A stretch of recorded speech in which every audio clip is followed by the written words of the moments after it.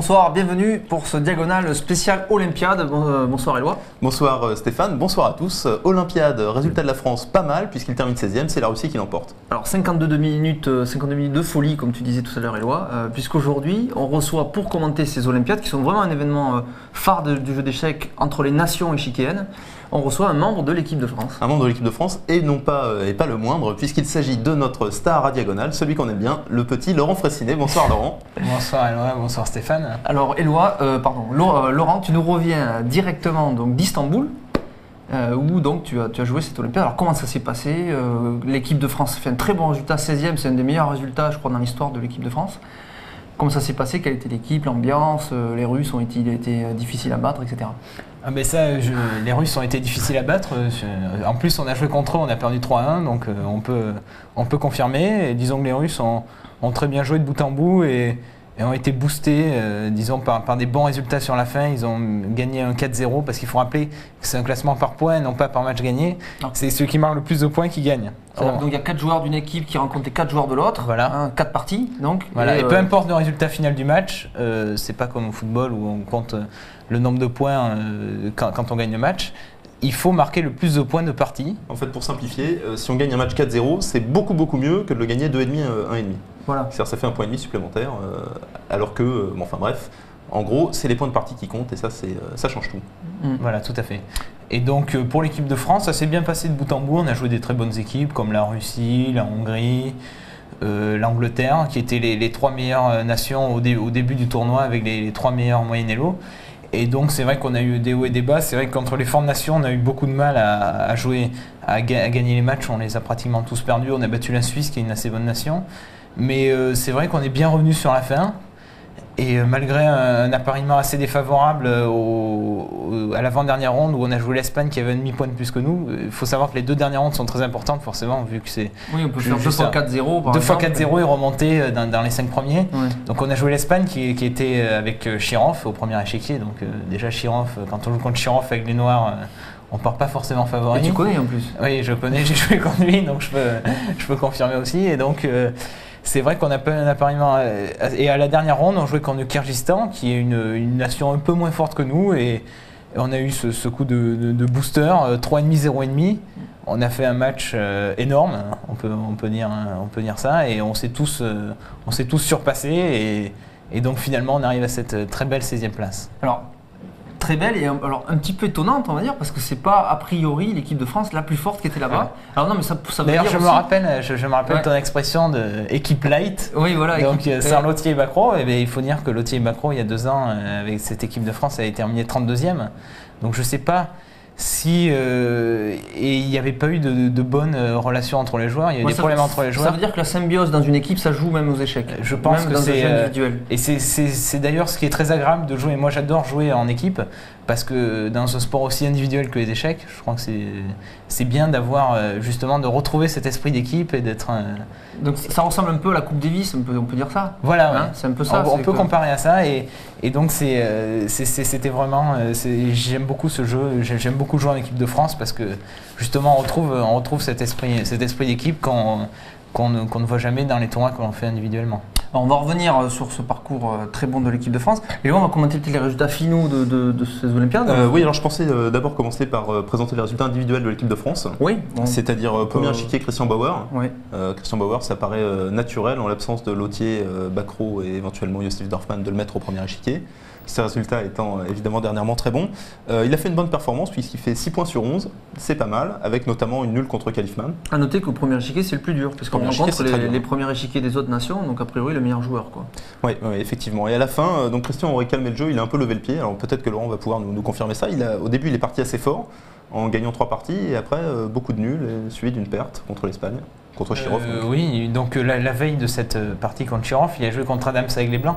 Et en fait, nous, notre plan, c'était de le faire jouer dans les 2 dernières rondes absolument. Et il se trouvait que s'il sortait contre l'Angleterre, on voulait le faire sortir, disons, 3 rondes avant la fin. C'était Igor Nataf qui rentrait. Et donc Igor Nataf qui avait des résultats assez calamiteux, donc on va y arriver. Et donc avec les Blancs contre Adams, on lui a juste dit de faire nul en 10 coups pour assurer au moins un demi-point à l'équipe. Et c'est ce qui s'est passé aussi avec Jean-Marc de Greff qui était très en forme. On lui a dit de faire nul dans ce match contre l'Angleterre. Donc on a un peu sacrifié le match contre l'Angleterre en faisant souffrir les deux avec les Noirs. D'ailleurs, on a Igor Nataf et moi, on a perdu. Donc on a perdu le match 3-1. Mais bon, on gardait nos deux joueurs très en forme pour les deux dernières rondes et c'était vraiment capital. D'accord. Donc vous les avez fait jouer avec les Blancs, ils ont fait des nuls assez rapides, assez faciles. Et ensuite, ils étaient en forme pour les deux dernières parties. Bauer a joué 8 coups, donc c'est comme s'il avait une journée de repos. À noter quand même que faire nul contre Adams, même avec les Blancs en 8 coups, c'est quand même une marque de respect de la part d'Adams. Donc Christian Bauer, toujours en forme, qui termine donc à +1, 6 points sur 11, c'est pas mal. Igor Nataf, deuxième échiquier. Alors déjà, pourquoi Igor au deuxième échiquier, Laurent? Igor au deuxième échiquier parce qu'il a dit qu'il avait une invitation au Cap d'Agde et donc que lui il voulait jouer aux Olympiades pour jouer contre des forts joueurs. Et donc il a déclaré avant les Olympiades que s'il ne jouait pas au premier ou au second, ça ne l'intéressait pas, il préférait aller jouer au Cap d'Agde, il voulait rencontrer absolument des bons joueurs. Et donc c'est pour ça qu'il a... Donc Igor qui est effectivement un joueur sans compromis, qui est là pour jouer des joueurs forts, donc a demandé cette deuxième place. Et effectivement, malheureusement, ça ne s'est pas bien passé. Moi, ce que j'ai noté, Igor est très fort, c'est une première remarque. Ce que j'ai noté, c'est que Igor Nataf est un des rares Français à être qualifié au championnat du monde. Enfin rare, non quand même pas. Il y en a Christian Bauer aussi, Étienne Bacro. Non, Étienne Bacro, Joël Lautier... Ladislas Katchev, qui sont considérés que les Français, et Igor Nataf. Et Boris Pasquillon. Et Boris Pasquillon, Et donc, tous ces joueurs-là ne jouaient pas aux Olympiades parce qu'ils se préparaient pour ce championnat du monde, notamment. Et Lautier aussi se préparait avec Rangnick. C'est le seul Bacro qui se préparait pour les Olympiades, non? Qui se préparait pour le championnat du monde. Dorfman aussi, peut-être. Ah non, mais Dorfman n'y est pas. Dorfman a des petits problèmes avec le capitaine. Oui. Donc, il ne voulait pas jouer. Et donc après les autres, Katchev il n'est pas français. Est-ce que Igor Nataf n'aurait pas dû se préparer plutôt pour ce championnat du monde que jouer les Olympiades aussi? Bon, enfin bref, c'est un choix qu'il a fait. Donc Igor Nataf, c'est la catastrophe de l'équipe puisqu'il fait 2,5 sur 8. C'est clairement le plus mauvais score. Il gagne ses deux premières parties contre l'Irlande et la Belgique. Et ensuite, il enchaîne 4 défaites consécutives, ce qui est beaucoup. L'Iran et la Belgique, autant pour moi. Et en plus, il faut signaler que ces deux parties qu'il a gagnées, c'était dans les finales avec un pion de plus. Complètement nul. Contre l'Iran, c'était cavalier-pion contre cavalier et l'autre a choisi un mauvais chemin pour son cavalier, a pas réussi à rater le pion. C'était assez donc un Igor Nataf en très petite forme. Espérons que c'est pas de mauvaise augure pour le championnat du monde à venir. C'est inquiétant pour le championnat du monde. On verra bien. Troisième échiquier, Jean-Marc de Grave. Donc Jean-Marc, on le connaît, il est déjà venu à Diagonale. Vous pouvez évidemment le revoir dans les archives. C'est lui qui fait le meilleur score. Il fait un très bon score, 7 sur 10. Aucune défaite. Très solide, perf à 2650 points Elo. Très bien joué de la part de Jean-Marc. Laurent, il était en forme. Je crois qu'il était vraiment en super forme. Et comme on a vu, quand il commence bien, il n'a pas très bien commencé, mais après il est revenu très vite. Les deux premières rondes, il n'a pas très bien joué. Il a fait nul avec des 2350, mais après il est revenu. Et comme on l'a vu au championnat de France, quand il est en confiance, il avait, je me rappelle au championnat de France, il avait battu Bacro, Bauer et moi d'affilée. Il avait même refusé à Dorfman avant de perdre sur une grosse erreur. Donc quand il commence à être en confiance comme ça, je crois que rien ne peut l'arrêter. Il a battu Almazy, des joueurs. Et qu'il est les blancs ou les noirs, il cherche à foncer. Jean-Marc, très bon joueur. Jeune papa également, on peut le signaler. Donc bonne vie de famille pour Jean-Marc. C'est peut-être pour ça qu'il était un peu fatigué. Peut-être pour ça qu'il est très motivé et un peu fatigué au début. Quatrième échiquier, quelqu'un qu'on aime bien à Diagonale aussi, Arnaud Auchard. Arnaud Auchard qui a pas mal joué, 6 points sur 9. 4 gains, une défaite contre un joueur russe. Svidler. Contre Svidler, effectivement, c'est pas facile, on connaît Svidler, il est dans les 10 meilleurs joueurs mondiaux. Et 4 gains, c'est bien, donc bonne performance d'Arnaud Auchard au quatrième échiquier. À son élo. Oui. Performance à son élo. Performance à son classement. Oui, à 3 points. À 3 points. Très solide comme d'habitude. Donc c'est toujours agréable de l'avoir dans l'équipe parce qu'on sait que. C'est la valeur sûre. C'est la valeur sûre. Voilà. On sait que bon, il a peut-être pas gagné toutes les parties, mais disons qu'il en perdra pas beaucoup. Ouais. Et en plus, il est sympa, donc ça c'est bien. Cinquième échiquier, il y a Laurent Fraissinet. Donc Laurent qui nous a déjà détaillé un peu son parcours. Bon parcours aussi de Laurent. Non, moyen, très moyen. Très moyen. J'ai été très mauvais avec les Noirs, faut le dire. J'ai perdu 2 Najdorf terribles. J'ai vraiment très mal joué. Avec les Blancs, j'ai plutôt bien joué, mais bon, c'est juste pour rattraper mes erreurs avec les Noirs. Et donc j'ai fait une perf à peu près à mon Elo. Mais tu disais donc avec les Blancs, tu fais une performance à 2700 et avec les Noirs à 2300. Voilà, c'est ça. Donc il y a un gros écart. J'ai très bien joué. C'est comme cette année, j'ai beaucoup de problèmes. C'est-à-dire j'ai commencé à jouer une ouverture très tendue qui est la défense Najdorf. Et donc l'apprentissage est douloureux. Voilà. D'accord. 6e échiquier, Manuel Apicella. Donc ça, c'était le seul joueur litigieux dans cette équipe. Alors il faut noter qu'il y a 6 joueurs, hein, évidemment, il y a des remplaçants. C'est un peu comme un Coupe Davis aussi, on parle de la Coupe Davis, c'est pas forcément les mêmes joueurs qui jouent tous les matchs. Voilà, donc il y avait deux joueurs. D'ailleurs, le nombre de parties, on peut voir, a été assez bien réparti. Oui, tout à fait. Avec les 2 joueurs très en forme qui ont joué plus de parties et les 4 joueurs qui étaient... Enfin, même Igor Nataf qui était moins en forme, qui en a joué moins, on l'a pas fait jouer sur la fin. Et les 3 autres qui étaient dans leur forme, disons, normale. On peut détailler, hein, il y a 13 parties en tout. Jean-Marc 14 rondes. Ouais. Jean-Marc et Christian Bauer en ont joué 11 et 10, enfin 10 et 11. Vous 3, c'est-à-dire Arnaud Auchard, Laurent Fraissinet et Emmanuel Apicella en ont joué 9. Et Igor Nataf seulement 8. Effectivement, il fallait arrêter les frais sur la fin. Donc Manuel Apicella, c'est le joueur qui était un peu discutable dans cette équipe dans la mesure où il n'était pas sûr d'être qualifié. C'est lui qui avait fait la moins bonne performance au championnat de France. Ouais. On se rappelle que c'était le tournoi qualificatif. Mais il fait un bon score. Hein. Mais finalement, donc, il fait un score plus 2, c'est-à-dire 2 gains, enfin l'équivalent de 2 gains et que des nuls, donc 5,5 sur 9, avec donc 2 défaites, 4 gains, et notamment évidemment le gain à la dernière partie qui vaut très cher. Puisque ça fait une grosse différence si on perd cette dernière ronde. Oui, évidemment, ça nous fait, si on gagnait que 2,5, 1,5, on finissait 25e. Donc c'est clair que c'était très important, il a été bien motivé. En plus, jouer le matin, pour lui, ça lui convenait peut-être plus qu'à d'autres. Donc il a toujours eu les qualités qu'on lui connaît, c'est-à-dire il est combatif et tout, et peut-être contre les très forts joueurs, il n'arrive pas, à cause de son répertoire d'ouverture, il est un peu limité. Et il a souvent du mal à avoir des bonnes positions et donc souvent c'est pas terrible. Donc voilà pour cette équipe de France, pas mal, homogène, solide, esprit d'équipe sympathique. Et je crois que l'organisation était très bonne, hein. D'après les échos qu'on a vus sur internet. C'était pas mal, oui, mais sans plus. Hein.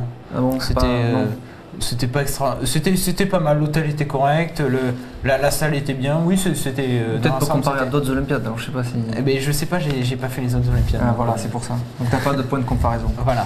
Alors pour finir, on va donner le classement final. C'est pas facile, c'est on va terminer par ça avant de faire ce classement. Oui. C'est quand même pas facile à organiser ce type de manifestation parce qu'il y a combien de pays 130 pays. Oui, à peu près. Donc c'est une des plus grosses manifestations, même mondiales, tout sport confondu. Sachant que chaque pays amène 6 joueurs pour l'équipe masculine et 4 pour l'équipe féminine. Plus le capitaine. Ça fait 10, 1300 personnes, plus le capitaine et éventuellement d'autres mondes. Ça commence à faire beaucoup. Et puis beaucoup de nationalités. Et ça dure très longtemps, Stéphane. Ça dure 15 jours dans une grande salle. Ouais. Donc c'est effectivement un événement. 2 journées de repos en plus.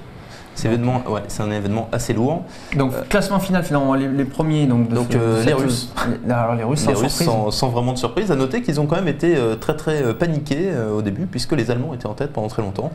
Alors Laurent, une explication sur ça, l'équipe d'Allemagne, qu'est-ce qu'elle a de particulier puisque c'est pas une équipe habituée aux premières places. Disons que c'est du solide les Allemands. Hein. Il faut dire ce qu'ils perdent très peu de parties et puis. Quand disons qu'ils jouent très solide et quand leur jeu solide marche et qu'ils arrivent à marquer des points, forcément ça leur fait. Ils gagnent pratiquement tous les matchs et ça leur fait beaucoup de points à l'arrivée. Donc c'est pas étonnant de les retrouver là. Donc Russie, Allemagne, 3e position Ukraine. À noter que c'est le meilleur résultat de l'Allemagne de toute son histoire en Olympiade. C'est ce qu'ils disent, j'ai vu sur les sites allemands. C'est clair. L'Ukraine, alors il y avait une belle équipe, il y avait Ivanchuk, Ponomaryov. Et d'autres Ukrainiens. Ivanchuk a été battu par Christian Bauer. Oui, mais pas aux Olympiades, avant.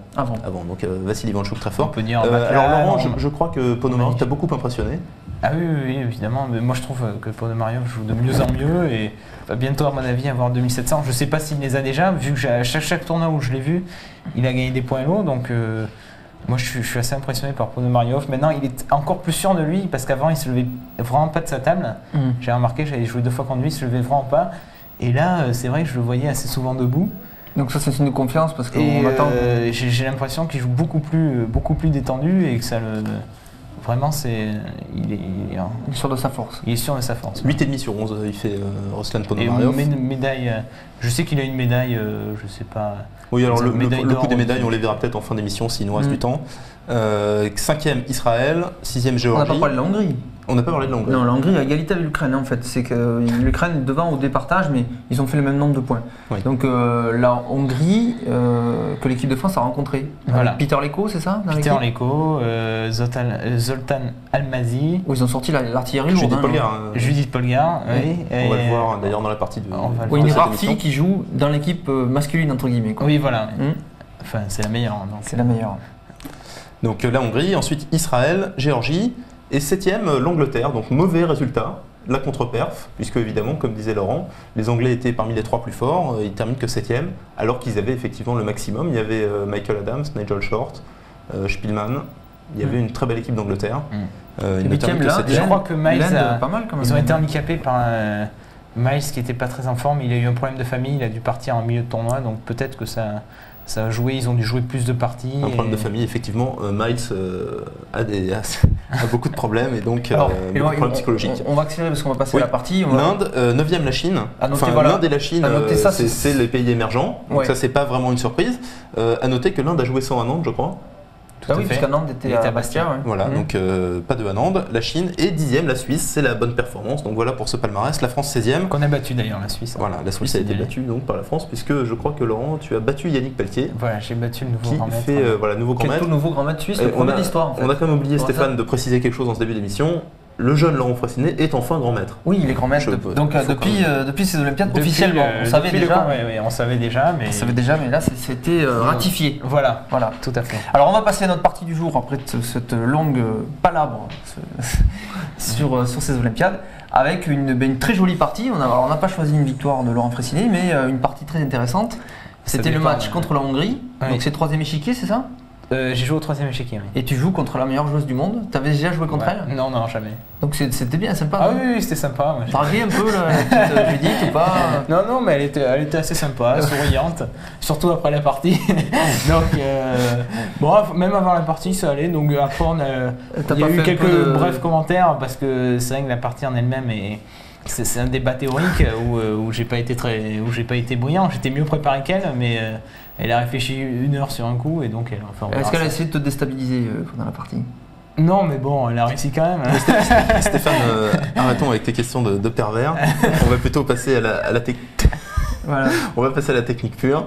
Donc voilà, si on peut mettre l'échiquier en grand. Voilà, on va mettre l'échiquier en plein écran. Voilà, donc avec cette partie où Laurent, tu as donc les pièces noires. Voilà, tout à fait. Donc E4, classique, et Judith, elle aime bien jouer au 4. Ça, c'était pas... Judith joue systématiquement au 4. Voilà. Et Laurent joue maintenant la sicilienne. J'ai toujours joué la sicilienne, mais disons que j'ai joué d'autres systèmes que le système Najdorf. Alors on va voir ce système. Alors cavalier F3, on a déjà discuté, normal, sur les pièces. D6, D4, action au centre, prise du pion, cavalier reprend. Cavalier F6, on attaque le pion, E4, il faut le protéger, et on le protège en sortant une pièce. Et là, voilà, ça y est, premier arrêt, A6, ça signe la variante Najdorf. Voilà, tout à fait. Donc c'est désormais ton système, donc on peut se préparer contre toi sur ça. Voilà, mais disons, vu les résultats que j'ai en ce moment, on peut s'attendre à ce que je change de temps en temps quand même, si vraiment on joue pas ça d'habitude. D'accord. C'est un système très difficile. Alors A6, effectivement, ça a été employé par Kasparov, par Fischer notamment. L'idée de ce coup est la souplesse avant tout. C'est-à-dire A6, c'est un coup qu'on a envie de jouer, mais ça néglige effectivement le développement des pièces, puisque ça n'y contribue pas. Ouais. Ça néglige le petit roc, puisqu'on oublie de sortir le fou F8, on oublie de sortir ses pièces. Mais en revanche, c'est un coup très souple qui permet de développer notamment le cavalier B8, soit sur la case C6, ici, soit sur la case D7. C'est-à-dire qu'on ne donne pas encore la clé de la position. On ne dit pas si on va jouer avec G6 ou avec E6. On peut encore s'orienter de temps en temps vers des systèmes indiens, avec G6. Donc ça laisse les blancs, c'est un coup qui est utile, on va dire, dans les variantes souvent, parce qu'il faut contrôler cette case ici B5, notamment parfois pour jouer le pion B7, B5. C'est ça, hein, oui, tout à fait. Parce que je me méfie à chaque fois. Et donc ça laisse toutes les opportunités de jouer soit avec le petit centre 7-6, soit G7, G6, soit plein de choses. Alors l'inconvénient évidemment de ce coup à 6, c'est qu'on risque de se faire pulvériser, effectivement, ce qui est arrivé dans cette partie, parce que les blancs, eux, sortent les pièces très très vite et sont donc très efficaces. Alors on va voir ça tout de suite. F3 de Judith. Donc F3, donc en fait c'est pour jouer à l'attaque anglaise avec faux 3. Ouais. Disons qu'elle. On va jouer le fou E3. Voilà, et donc sur faux 3, elle a vu que j'ai de temps en temps joué cavalier G4. Ce cavalier ne peut plus venir sur la case G4. Et donc elle veut que je rentre dans mon système avec E5, donc on va voir. Parce qu'elle pense que c'est pas très bon. Alors oui, quand Laurent dit mon système, c'est effectivement un système qu'il est un des rares joueurs à conserver dans son artillerie. Normalement, voilà, je suis le seul, comme dirait Katchev m'a dit, j'étais le seul grand maître à jouer ça et j'étais le seul à perdre aussi. Donc c'est vrai que j'ai un très mauvais score sur cette mais ça faut pas forcément écouter les autres. Hein. Oui d'accord, mais j'ai 1 sur 5 face à des grands maîtres. Ah c'est dur. Et j'ai battu Santoroman autant. donc voilà. Alors on va voir ça. Donc F3, donc F1. E5, voilà, c'est sa force quasiment. Ça rentre. T'aimes bien jouer ce coup en tout cas, voilà. Moi j'aime bien, parce que E6, je trouve ça. E6, c'est ce que joue Kasparov, mais ça donne des lignes encore plus tendues que ça. Et E6, on risque vraiment de se faire mater pour le coup. Alors que E5, normalement, ça engage le combat plutôt autour de la case D5. Ça fait un jeu plus positionnel où en général on se prend moins l'attaque dans la gueule. Et c'est mieux. Ouais.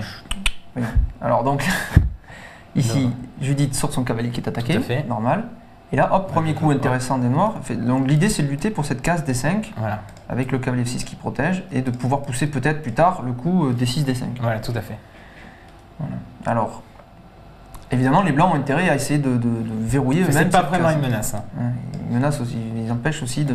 C'est pas une menace parce qu'on Stéphane, on n'est pas encore développé avec les noirs. On n'est pas développé. Il ne faut pas oublier de sortir ses pièces. Alors fou E3, normal, coup de développement on va dire. Les blancs préparent le grand roc, a priori c'est assez logique, puisque quand on a avancé le pion F... D2, G4. On veut faire le grand roc. Stéphane, quand on a avancé le pion F, eh bien le roquet du petit côté c'est affaiblissant, puisqu'on préfère le pion en F2 évidemment. Tout à fait. Comme dirait Josif Dorfman. Alors là, maintenant, donc, cavalier B en D7, ici, ce cavalier en D7. Alors c'est quoi l'idée? Il veut venir en B6 ce cavalier plus tard? Plus tard, en fait. J'aimerais bien pousser B5 et le mettre en B6. Pour contrôler la case D5 une troisième fois. Voilà. Par exemple, si je le mettais en C6, là, qui paraît plus logique pour sortir une pièce et menacer D5.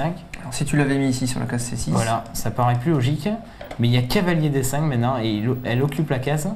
Et en plus, elle menace fou B6 avec l'idée cavalier C5. Avec l'idée de mettre le fou sur la case vraiment, c'est horrible. On est obligé de prendre un B5 et c'est le cauchemar. Il faut contrôler les cases noires de l'aile. C'est pas bien de prendre un D5, pourtant c'est un pion blanc qui s'est mis à la place. Oui, mais on est obligé de donner la paire de fou et le fou blanc devient très fort. Ah oui, d'accord. Donc cavalier B7. Cavalier B7, là G4. Alors G4, l'idée c'est justement d'empêcher ce B5 et cavalier B6. Oui. C'est-à-dire que de répondre à B5 par G5. Ah oui, chassant le cavalier F6. Avant qu'il puisse retourner sur la case D7, c'est-à-dire tant que la case D7 n'est pas libre. Voilà, il ne peut pas revenir sur la case D7. Les blancs estiment que le cavalier sera moins bien en H5 qu'en D7. Alors Stéphane, pour bien que ça puisse être compréhensible par nos internautes qui nous regardent, on peut envisager le G4, le coup Dame D2. Ça, je pense que c'est une bonne. Imaginons Dame D2. C'est une bonne option. Si les blancs prennent leur temps, on joue Dame D2. Ouais, par exemple. Donc on joue. Et bien là, on joue B5. On jouerait B5. Et maintenant, si les blancs jouent G4 à ce moment-là. D'accord. Cavalier en B6. Cavalier en B6. Et maintenant, sur G5, ici, eh bien, le cavalier pourrait revenir sur la case D7 où il serait plus actif. C'est-à-dire qu'en fait, il suffit d'un temps au noir pour pouvoir libérer cette case D7 et mettre le cavalier là où ils ont envie de le mettre. D'accord. Alors que là, en jouant au lieu de Dame D2, le coup G4. G4. Et bien maintenant, après B5, c'est ce que Laurent a joué. C'est ce qui s'est passé, donc on va voir le coup de Laurent B5, et bien G5. G5, et le cavalier là ne peut pas, à un temps près, ne peut pas revenir ici, donc il va se positionner sur cette case, il serait moins actif. Pas de bol quoi. C'est ça. Pas de bol. Pas de bol. Pas de bol. Bon mais je connaissais, j'ai joué ça plusieurs fois d'ailleurs. Je crois qu'on avait analysé une partie contre Grichuk qui est exactement pareil jusqu'à un certain point. Et c'est pas mais le cavalier contre Lautier au zonal de... Mais il a l'air bien ce cavalier quand même. Oui d'ailleurs vous avez analysé ma partie contre Lautier, c'est exactement pareil. On peut revenir dans les archives d'ailleurs. Voilà. Les archives de diagonale. Les archives de diagonale pour voir la partie. Enfin, le diagonal consacré au zonal de Andorre. En fait, le cavalier est pas mal parce qu'il empêche la progression des pions à l'aile droite. Mais d'un autre côté, c'est vrai qu'il est quand même assez hors jeu. Ça faut dire que. Mais il peut revenir sur la case F4, pas tout de suite. Oui, mais il va se faire prendre et il y aura Dame D2 en paire de pions. Donc c'est au prix d'un pion. C'est au prix d'un pion. Donc voilà, donc ici, Joël Lautier avait joué. Donc on peut voir ce qu'a joué Judith peut-être. Dame D2. Donc Joël Lautier a choisi cavalier D5. D'accord, Joël Lautier avait joué donc le coup plus tôt, cavalier C3. En fait, j'ai beaucoup de parties. Et Lautier et Fedorov m'ont joué ça, donc ils sont deux grands spécialistes. Fedorov qui est très connu. Et Grichuk m'a joué Dame D2. Donc Grichuk et Polgar m'ont joué Dame D2. Et Lautier et Fedorov m'ont joué cavalier D5 avec toujours, toujours le même résultat. Que Laurent qui joue cette variante là. Voilà. Et donc, ces parties sont la référence. Je pense que cavalier D5. C'est vraiment pas dangereux. J'avais des positions correctes contre Lautier et Fedorov. Contre Fedorov, j'étais gagnant. Et contre Lautier, je pense que c'était égal. Donc Dame D2 est le bon coup. Dame D2, pas mal. Donc l'idée, Dame D2, c'est de permettre le grand roc et aussi ça empêche le cavalier de venir sur la case F4. Puisque maintenant, fou et dame contrôlent cette case. Tout à fait. Donc c'est un coup à double fonction. Alors, fou E7. C'est pas mal aussi ça sort le fou, puis ça instaure une petite pression sur G5, ça peut jouer ça. Oui, puis en plus... Parce qu'on peut venir maintenant en F4 peut-être avec le cavalier. Éventuellement mettre mon roi à l'abri. Non. Donc c'est pas mal. Peut-être, je sais pas sûr. Oui, peut-être, mais c'est vraiment pas sûr. Mais ça sert pas à grand chose de mettre le cavalier en F4 dans la mesure où les blancs peuvent jouer H2, H4, qui est prévu pour défendre le pion G5, et ensuite ils attaqueront le cavalier. Alors, grand roc, Normal. On met le roi à l'abri. Donc les blancs ont quasiment fini leur développement. Voilà. Il n'y a plus que le fou F1 peut-être. Donc on peut dire que je suis mieux développé, mais bon, c'est pas. Disons que j'ai toutes mes pièces de sortie, à part les tours. Non, mais là, le gros problème, c'est-à-dire que si les noirs jouent petit roc et ensuite commencent à attaquer, ça va être très bien pour eux. Le problème, c'est quand même la case D5 pour l'instant. C'est que les blancs vont s'installer. Les blancs vont s'installer sur cette case et étouffer un peu les noirs. À noter que les blancs n'ont pas d'attaque, n'ont pas vraiment de plan d'attaque direct. Ou alors c'est assez long, ça serait peut-être H4 ou H3, je sais pas, il n'y a pas vraiment de plan d'attaque. Non, c'est le plan, but, c'est cavalier D5. C'est cavalier D5 et avec installé. Alors le cavalier ici sur la case D5. Qui est fou prend, pion prend, et cavalier A5 et l'installer en C6. D'accord, bah ça on va le voir dans la partie. On va le voir dans la partie. En gros, le cavalier en D5 met une tellement grosse pression sur les noirs. Alors les noirs font cavalier B6, pas mal, donc c'est dans l'idée ça, hein, cavalier B6. C'est toujours ma partie contre Grichuk, donc là le jeu était très rapide. Ce cavalier peut éventuellement venir sur la case C4 et contrôle la case D5, mais il est sous le feu du fou ici quand même. Tout à fait. Faut faire attention. Et là, hop, Judith joue le coup cavalier D5. Donc ça revient, c'est la même idée que Joël finalement, un peu. Elle l'a joué pas tout à fait. En fait, Joël voulait me prendre mon fou de case noire.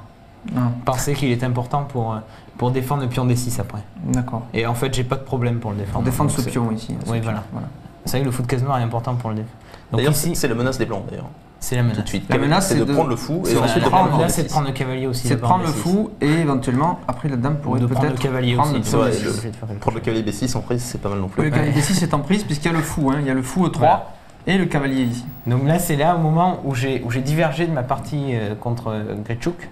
Alors là, donc tu as choisi. Tu avais joué quoi? Cavalier prend? J'avais joué cavalier prend. Cavalier prend cavalier et là tu as choisi fou prend cavalier. Voilà. Donc c'est la nouveauté. C'est quand même, non, dans mon expérience, mais disons que c'est assez connu cette position quand même. D'accord. Donc là, pion prend cavalier forcé. Voilà. Quasiment forcé. Oui. Pas sûr. Vous pouvez jouer fou prend cavalier, mais ça n'a aucun intérêt. Aucun intérêt. Tour C8, donc ça c'est pas mal, c'est un coup de développement. T'hésites à roquer tout de suite. Donc non, en fait, ce qu'il faut expliquer, c'est que si je fais pas tour C8, il y a cavalier A5. Oui. C'est très important. Donc, alors ce cavalier ici qui viendrait sur la case A5 et pour aller en C6. Peut venir en C6. Donc là il y a toujours cavalier A5. Il y a toujours cavalier A5. D'ailleurs il faut le jouer tout de suite. Grâce au pion, le pion qui protège. Ma menace en fait ici c'est de jouer cavalier C4. Et maintenant sur. Alors on va supposer un coup neutre. Supposons le coup H4. Supposons le roi B1. Voilà. Un coup prophylaxique. Si les blancs jouaient ça. Si les blancs jouent ça. Cavalier C4. Cavalier C4. Il faut prendre avec le fou. Voilà, bien sûr. Et là, pion prend. Et maintenant, si le cavalier vient sauter en A5, C3. Ah oui, C3. Et là, une pièce. La dame est attaquée. Et si on prend avec le pion, eh bien, le cavalier ici n'est plus protégé par la dame. Et les noirs pourraient prendre le cavalier. Voilà. La dame blanche. Donc c'est l'idée. Donc c'est petit piège. Voilà. C'est le. Enfin, pas pour l'idée des noirs, justement, c'est de jouer cavalier C4 qui empêchera le cavalier de venir en A5. Donc ça, on peut revenir dans cette position. Voilà. Mais évidemment, les blancs, ils vont tout de suite. Les blancs vont tout de suite en A5. Et l'avantage, c'est que ce cavalier A5, non seulement menace peut-être de venir en C6, mais en plus contrôle la case C4. Voilà, tout à fait. Donc là, il y a un petit truc tactique pour les noirs. Oui. Donc ici qui est connu. Donc cavalier prend D5, c'est ce que j'ai joué, la partie. Ah, c'est la partie. C'est la partie. On va voir cavalier prendre D5. Donc voilà, maintenant le piège ici, c'est que les blancs pourraient. Alors l'idée c'est que si les blancs prennent le cavalier, évidemment, les noirs reprennent ici le cavalier à 5. C'est ce qui s'est passé. C'est ce qui s'est passé. Bon, alors le piège, en fait, ici, c'est sur cavalier B7 qui semble gagner une pièce. Voilà, qui a l'air de gagner une pièce. Pourquoi? Parce que l'idée, ah oui, d'accord, alors après, on va expliquer. On prend le cavalier. C'est que l'idée, c'est que les blancs prennent le cavalier D5 et protègent. Alors attends, il faut jouer la dame. Voilà. C'est ça? Oui. Où? Oui, mais là justement, le coup, c'est dame C7. Et maintenant on s'aperçoit. Voilà, dame C7. Et maintenant on s'aperçoit que si on prend le cavalier, c'est chèque et mat. Ah, ici les blancs prennent le cavalier, qui a l'air bien parce qu'on protège le cavalier, on a l'impression de gagner une pièce, mais on perd le roi. Et voilà. On perd le roi, puisque les noirs feraient échec et mat en C2. Voilà. Le baiser de la mort. Voilà. Et donc, le baiser de la mort. En fait, donc en fait ici après dame C7 et les blancs sont vraiment sont cuits parce donc que ça a l'air bien finalement. Ça a l'air bien pour les noirs puisque les noirs ont l'air de gagner un pion. Voilà, je gagne un pion. Je sais même pas, j'ai même pas l'air, je gagne un pion. Alors, les noirs gagnent un pion. Les noirs gagnent un pion. Mais ils ont perdu la paire de fous et les cases blanches sont très affaiblies. Voilà, c'est le problème. Donc on va regarder d'ailleurs la partie. Donc dame prend cavalier, donc c'est Judith accepte de sacrifier. Donc ça c'est encore connu. Donc là c'est la partie Stéphane. Donc là c'est la partie dame prend. Donc en fait il faut dire que c'est considéré comme très mauvais pour les noirs, mais j'avais une idée. J'avais une nouvelle idée. D'accord. Mais Judith aussi.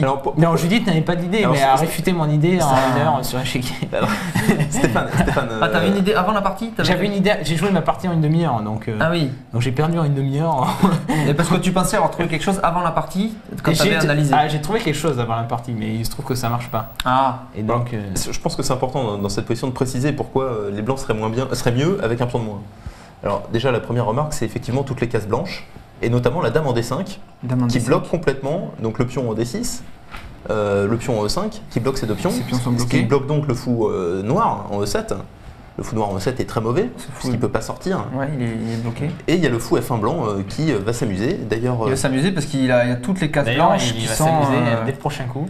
Qui sont disponibles pour lui pour faire pleine attaque. Voilà. Donc ici les blancs jouent et s'amusent. Donc les blancs jouent et s'amusent d'abord. Fou H3 pas mal. L'idée c'est de déstabiliser la tour C8 là, qu'il n'y ait pas trop de cases en fait.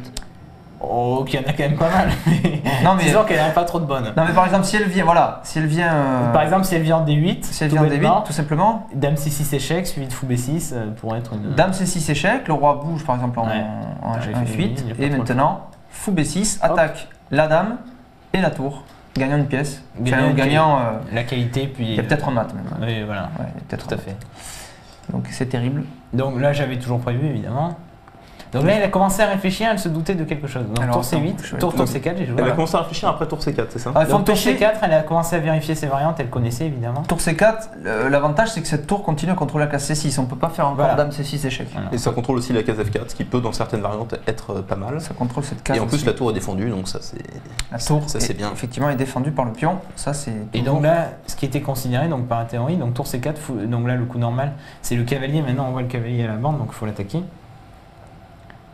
Voilà, donc ce qu'elle a joué. Oui. Et donc elle a joué fou G4. Ah oui, d'accord. Ah oui, à cause de l'attaque. Et donc là, c'était considéré comme gros avantage blanc. Oui. Bon, cette partie ne change pas l'évaluation de la variante. Mais disons que bon, j'ai essayé de. Donc là, en fait, ici, les noirs arrêtaient d'analyser et considéraient qu'ils étaient perdus. Mais ce coup semble curieux, fou G4, puisqu'en fait, le cavalier H5 a l'air pas bien placé. Oui. Mais en fait, l'idée, c'est de. Donc on va voir la partie. On va voir la partie. J'expliquerai plus tard. Alors, est-ce que les noirs ont le choix là? Est-ce qu'on peut jouer G6? On peut pas jouer G6. On peut pas jouer G6. Parce que G6 pour protéger le cavalier.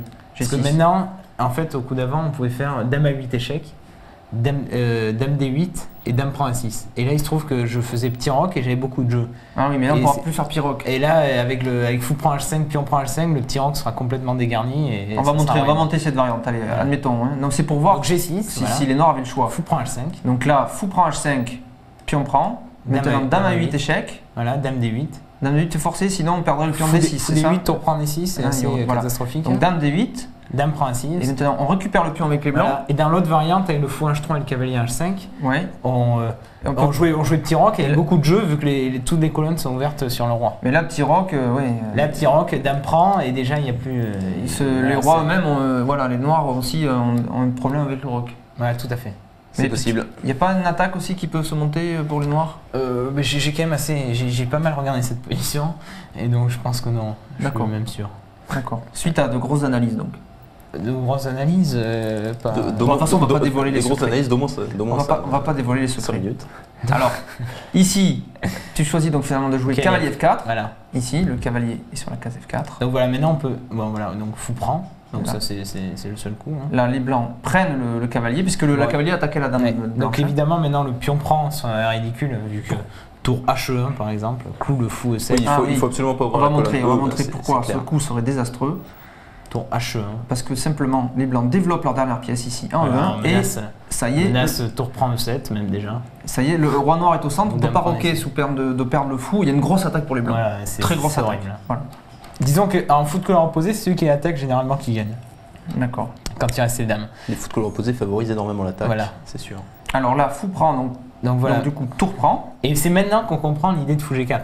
C'est que maintenant, cavalier F4, fou prend F4, tour prend F4, on a réussi à dévier la tour de la case C6. Ah voilà, cette case C6 n'est plus protégée par la tour. La tour maintenant ne contrôle plus. Et c'est l'idée de fou G4. C'est toute une idée assez profonde. Donc les blancs peuvent faire un petit échec. Donc là, elle a réfléchi, voilà. Check. Voilà. Alors l'ennui, c'est toujours avantageux de faire un échec avant que les noirs aient roqué. C'est que ça, si le roi est obligé de bouger, ce qui est le cas, on ne peut plus roquer. Et donc la tour qui est en H8 va se retrouver hors jeu. Eh bien, il y a des tour chances. ici. Cette tour ne pourra pas sortir. On va Ah avoir beaucoup de mal. Il faut espérer qu'elle sorte, mais c'est pas sûr. Mais c'est pas sûr. Donc roi F8. Alors roi F8 est forcé, on peut voir la variante sur roi D8, je crois qu'il y a un mat, non En un coup. Il y a un mat en un coup. Il y a même deux en un coup. Il y a dame D7 ou dame C8. Voilà, il y aurait échec et mat. Hein. Baiser de la mort. Le baiser de la mort. Donc, et pas très compliqué. Donc du coup, on n'a pas le choix. Donc du coup, j'ai pas trop réfléchi sur ce coup-là. Il faut jouer roi F8. C'était toujours dans mes analyses. Donc là, en fait, tour prend D6, c'est le coup normal. Tour prend D6. Alors là, pourquoi c'est le coup normal? Qu'est-ce qui se passe? C'est quand même un sacrifice de qualité. Est-ce qu'on pouvait pas jouer un coup normal? C'est pas un sacrifice de qualité, moi. Parce que si tu prends mon sacrifice de qualité, je vais te mater. D'accord. Donc, donc tour prend D6, ça gagne un pion. D'accord, donc c'est le coup normal. On va voir pourquoi les Noirs peuvent pas prendre la tour. Hein. C'est important de montrer les variantes. Alors la fou prend. C'est le baiser de la mort. Dame prend. Alors évidemment, si le roi vient en G8, il y a tout simplement la dame qui viendra en B8 avec échec et un échec, un mat du couloir, quoi. Voilà. Classique. Et donc sur roi E8, on va pas chercher un mat. Et sur roi E8, je joue dame prend E5 simplement et je prends la tour et j'ai une pièce de plus. Mais il y a mat, non, c'est pas clair. Ah oui, on fait simplement dame prend E5. Il y a mat avec fou D7. Il y a mat avec fou D7. Il y a mat avec baiser de la mort. Il y a pas mat avec si, il y a mat en B7. Alors là, fou échec, roi en D8 forcé, fou E6. Non, fou C6, roi en C8 forcé. Voilà, tout à fait. Dame D7. Roi B8 et le baiser de la mort ici. Décidément, c'est Judith, elle a bien fait ça. Oui. T'as pas voulu que Judith te fasse le baiser de la mort. Alors dame D7, échec et mat. Seulement après la partie. Seulement après la partie. D'accord. Voilà. Alors donc du coup, tour prend décision. On peut pas prendre la tour. Donc ici, c'est la position. Les analyses s'arrêtaient là et mettaient plus-moins. C'est-à-dire plus-moins, ça veut dire avantage décisif blanc. Et t'avais quand même. Et donc moi, j'ai cherché. Ouais. Et je me suis dit, il va falloir essayer de sortir le roi pour sortir un tour H8. Donc j'ai joué un coup logique qui n'a jamais été analysé avant.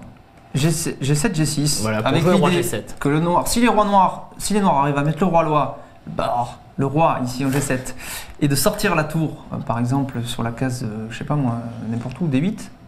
Oui, non mais en fait... Ici, ça c'est bien pour les noirs. Oui, en plus j'ai beaucoup de menaces dans cette position. Parce que maintenant je menace... Tour, c'est une menace maintenant. Fou prend tour et dame prend un 2 aussi. Avec une contre-attaque... parce que les noirs pourraient prendre le pion à 2. Une contre-attaque qui risquerait de faire mal. Donc en jouant ce coup G6, t'évites les échecs du couloir, les matchs du couloir. Oui, voilà, tout à fait. Et je menace de mettre mon roi en sécurité. Et tu menaces de mettre la sécurité. Donc là, Judith a réfléchi très longtemps sur ce coup-là et m'a joué un excellent coup que j'avais prévu. Dame C5. Voilà. Donc c'est le coup que j'avais prévu, mais... Ça paraît paradoxal quand même ce coup. Enfin l'idée est d'attaquer le pion 5, mais ça met quand même la dame et la tour dans l'alignement. Voilà. Ça attaque le pion, mais c'est marrant parce que la tour est toujours en prise. Donc maintenant si je fais dame prend à 2, l'idée c'est tour des 8 échecs. Ah oui, tout à fait. Alors on va montrer si les noirs prennent le pion à 2. C'est l'idée de mettre en alignement la tour et la dame. C'est tour des 8 échecs, le fou ne peut pas prendre la tour, puisque la dame ici ferait échec au roi, donc c'est interdit. Donc il faut dans ce cas-là faire roi G7. Et là, dame prend E5 par exemple. Et là, dame prend E5, pardon. Décidément, j'y arrive pas. Dame prend E5 avec un avantage décisif. C'est fini. Voilà. Les noirs n'ont pas de solution simple pour s'en sortir. Voilà, donc dame C5. Donc là, tu as choisi. Donc là, j'ai le seul coup en fait. Roi G8. Roi G8 forcé. Tu l'avais prévu ça? J'avais prévu encore. C'était toujours dans tes analyses. Voilà, c'est marqué dans l'ordinateur. Roi G8. Normalement, ça faisait nul. Donc, faut disons, ça s'est mal passé. Ça s'est mal passé, d'accord. Voilà, donc roi G8, donc là, elle doit prendre en E5. C'est normal. C'est ce qu'elle fait. Dame prend E5. Attaque la tour et le fou. Voilà. Donc ça a l'air très fort puisque la tour et le fou sont attaqués. Donc inconvénient évidemment, c'est qu'il y a fou prend tour, défend la tour et attaque la dame. Oui. Et gagne une qualité donc. Fou prend tour, c'est le coup qu'a joué. C'est ce que fait Laurent. Tour fou prend tour, il faut prendre le fou. Voilà. Et maintenant, on sort la tour en C4 et tes analyses s'arrêtaient là. Non, mes analyses s'arrêtaient pas encore là. Ouais. Donc mes analyses s'arrêtaient là, donc là le coup est normal. Donc là, Judith fait un coup normal, elle fait d'abord échec. Ouais. Roi G7, elle replace sa dame en fait sur la case. Voilà, mes analyses s'arrêtaient là. Alors, roi dame G8, E5, échec. Roi G8 est égal. Échec perpétuel. Parce qu'en fait, c'est vrai que si j'arrive à jouer dame C7 par exemple. Oui. Si les noirs arrivent à jouer dame C7. Par exemple, elle joue un coup comme roi B1. Admettons. Ouais. Elle joue un coup comme roi B1. Admettons que voilà. Ce qu'il faut voir dans un premier temps, c'est que si justement les blancs arrivent à laisser la dame en E5 en contrôlant la case G7, la tour H8 noire ne sortira jamais. Voilà. Parce que le roi ne peut pas bouger. Donc il faut essayer d'échanger cette dame. Les noirs pour l'instant, momentanément, ils ont que dame et tour à utiliser avec une tour qui potentiellement est inactive. Donc s'ils arrivent à la réactiver, c'est bien pour eux. Mais si j'arrive à chasser la dame de cette diagonale, je fais roi G7 et je suis gagnant. Voilà, c'est ça le truc.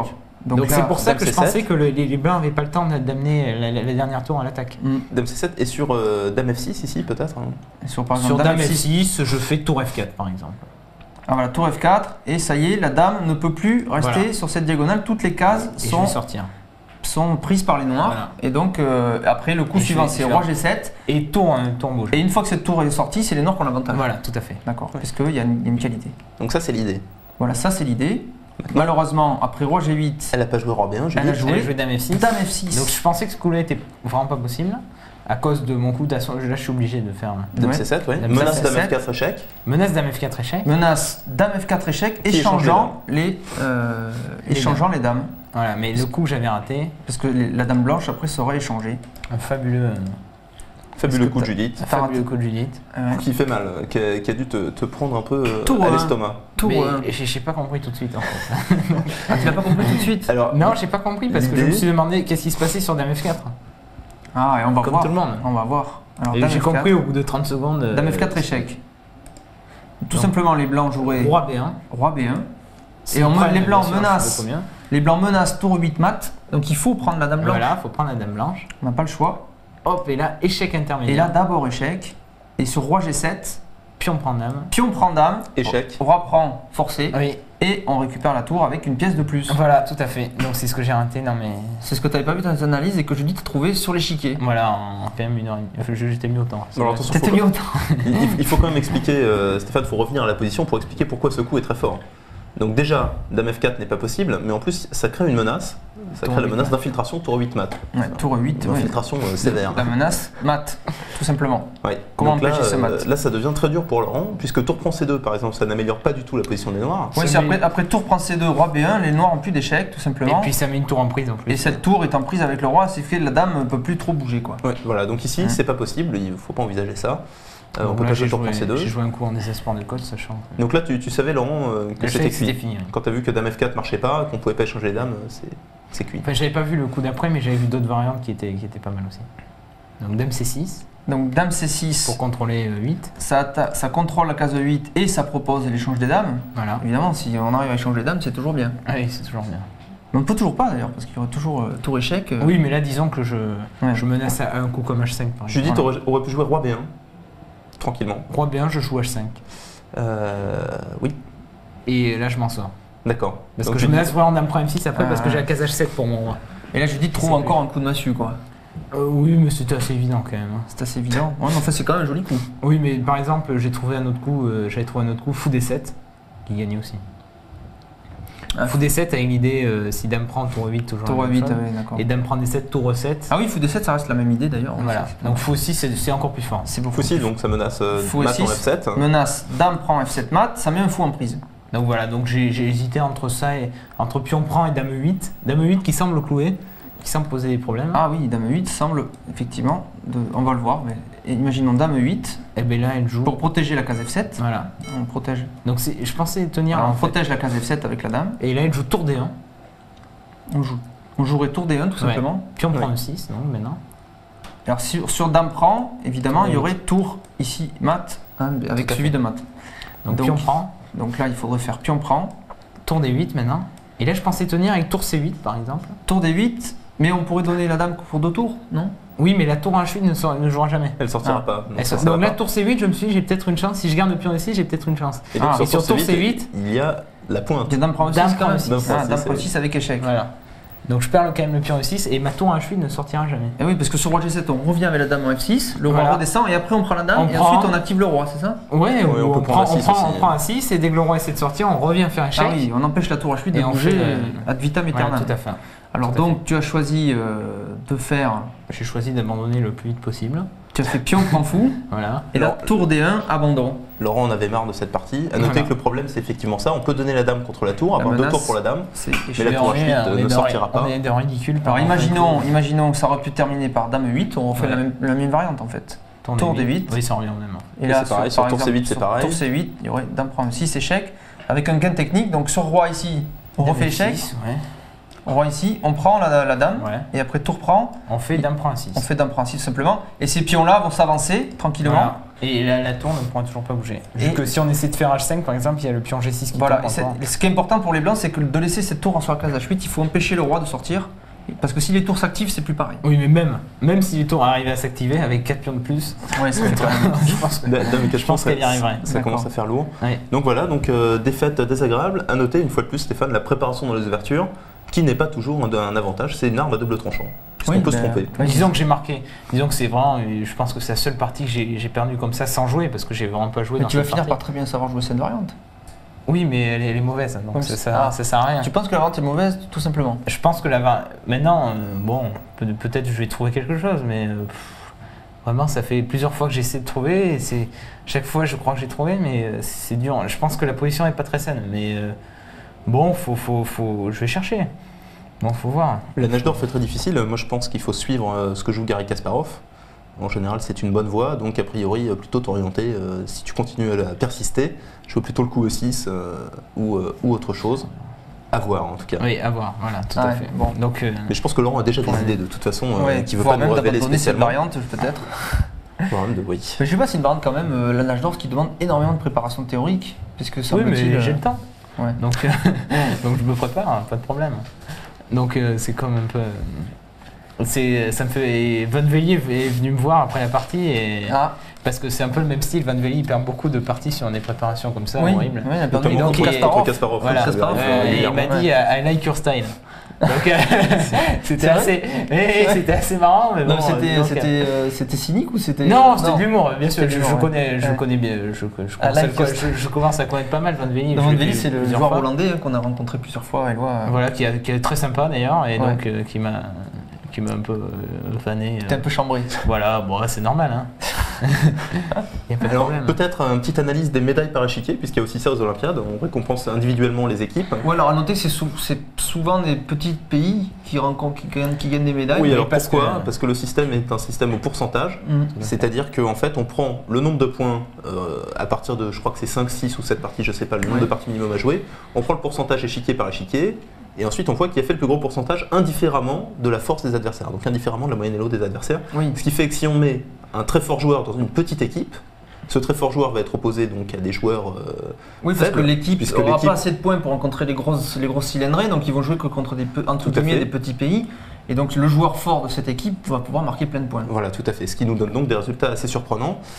Par exemple, au premier échiquier, la médaille d'or, c'est pour Monsieur Adianto d'Indonésie. On le connaît un peu, Adianto. Il avait joué un match contre Karpov, il me semble. Oui, tout à fait. Mais il fait même match nul, je crois. Non, c'est effectivement un bon joueur. Ça, tout à fait. Qui a fait 7,5 sur 9, 83%. Donc voilà, et sinon on trouve après des jolis noms, genre 3ème place Kasim Janov, qui est un jeune, qui joue très bien. Topalov en 6ème position, 8ème Michael Adams, 11ème Alexei Shirov. Bref, c'est le premier échiquier, de toute façon il y a des joueurs très forts. Ouais. Et quand on voit Shirov dans l'équipe d'Espagne qui fait 8,5 sur 12, c'est plutôt un bon résultat. Ça par contre c'est très fort parce que l'équipe d'Espagne est assez bonne, voilà, donc ils ont rencontré des gros joueurs. Shirov il a joué des gros joueurs. Oui, non mais Shirov est très fort. Bon, il faudrait peut-être si je peux me permettre de lui donner un petit... c'est un peu... Un petit conseil. Un petit conseil.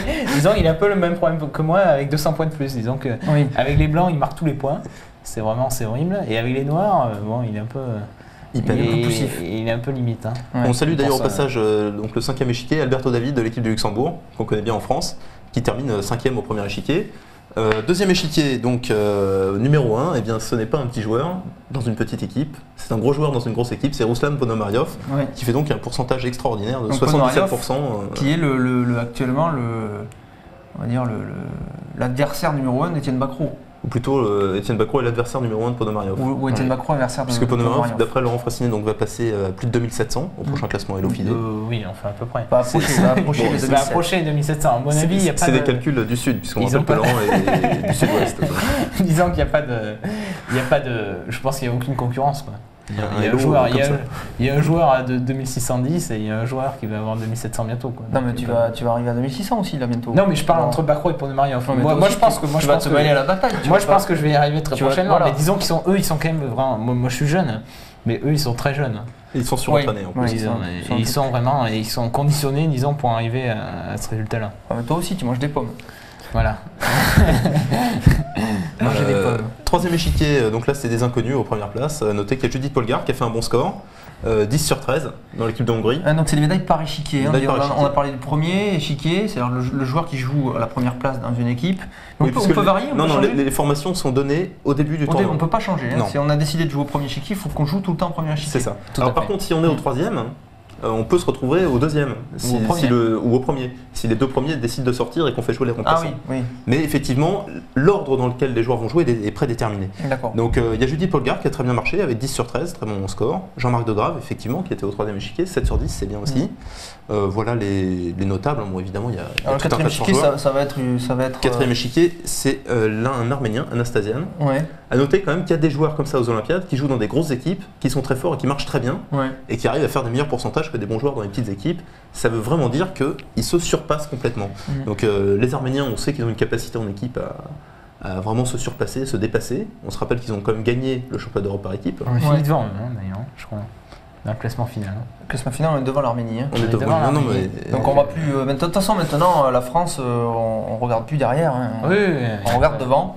Et on n'a pas vu l'Arménie. Voilà, on va gratter l'Angleterre et la Hongrie la prochaine fois. Voilà, quatrième échiquier, donc Anastasian pas mal, Kashgalayev Mourtaz, notre ami qu'on salue, qui jouait aussi dans l'équipe du Kazakhstan, 6ème position, et Auchar 15e avec 66%. Voilà, mais je crois qu'on va arrêter là. On a fait le tour. Donc Laurent, tu restes avec nous aujourd'hui puisqu'on reçoit Vladimir Kramnik dans quelques temps, dans 1 ou 2 heures. Dans 1 ou 2 heures, Vladimir Kramnik, le champion du monde, qui vient faire une petite simultanée en direct sur Canal Web à 20h30. C'est en partenariat avec Europe Échec. En partenariat avec Europe Échec, et ça sera disponible en vidéo à la demande. Donc si vous regardez cette émission en direct, c'est tout de suite après. Et si vous regardez en différé, vous avez normalement les archives de cette simultanée de Vladimir Kramnik. Voilà, à la prochaine fois.